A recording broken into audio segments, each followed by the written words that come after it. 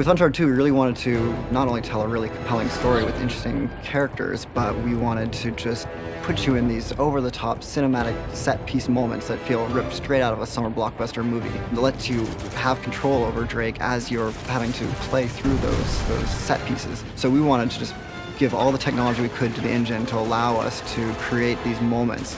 What the hell are they doing?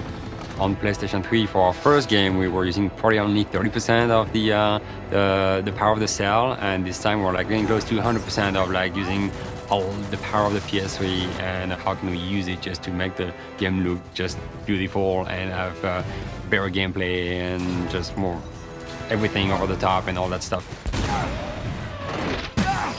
Uncharted 1, when it was a hard project because we had a lot of new IP, new team, new system, new engine, new everything. I would always say Uncharted 1 was like doing brain surgery with a chainsaw. In Uncharted 2 is a totally different beast. We have precision instruments now that freed up a lot of time for the production, and that was huge because that gave us the time to do more creating rather than R&Ding.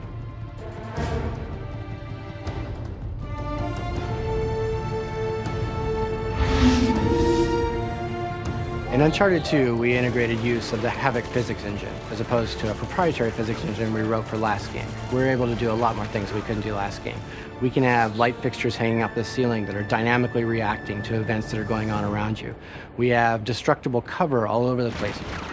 What we want to do is blur the line between the pre-computed physics stuff that we pre-process in our 3D software and the stuff that's happening live in the game is dynamically reacting to explosions and gunfire. And our goal is to have those two things coexisting without ever betraying what's going on behind the scenes. The biggest thing I think that we want to do from Uncharted 1 to Uncharted 2 was really to just push the characters to just another level of believability. We decided to just add a lot more polygons into the model and really redo the entire face rig to kind of get those secondary motions of the face, like the subtle details of like the muscles moving good. And we use like so much of the power of the PS3. I mean, we're literally creating characters that are just like film. It's pretty amazing. He can't know about us.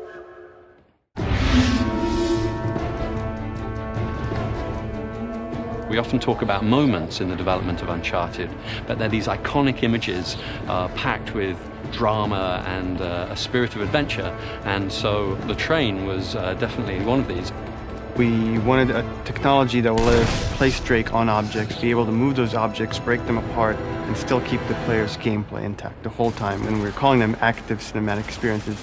You're fully in control of Drake while something big is happening. Like staging a battle on the roof and inside of, and on the sides of a train that's speeding through the Himalayan countryside. That represented really major hills for us to climb in terms of technology, and then how we would develop the gameplay scenarios inside of those spaces and using those technologies. But they're so instrumental, they're so fundamental to the game that Uncharted 2 has become that we're very glad that we chose to do those things. Oh, crap!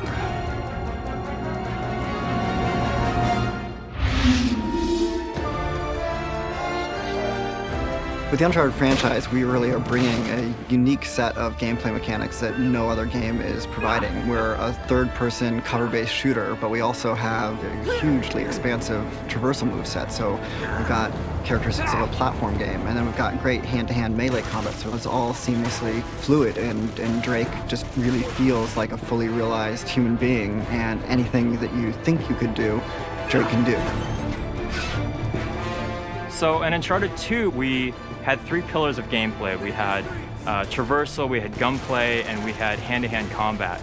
And we set up scenarios, and we changed the animations. We did all these things that would enable you to kind of seamlessly go to any of those things at any time. And so we really wanted to kind of give that really good cohesive feel to your entire experience.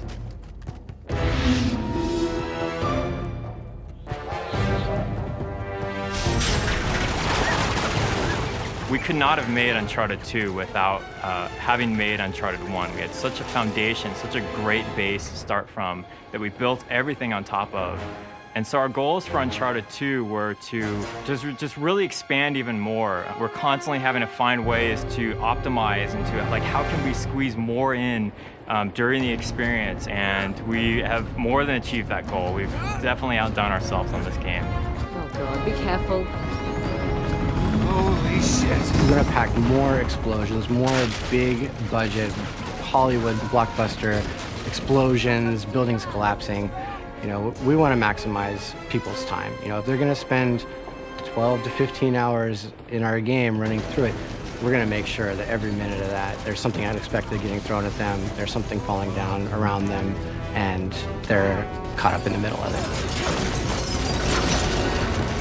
The optimizations and enhancements that they've done to this engine from Uncharted 1 to Uncharted 2 are mind-boggling, and we're using the PlayStation 3 hardware in a way that I'm not sure that anybody else really is.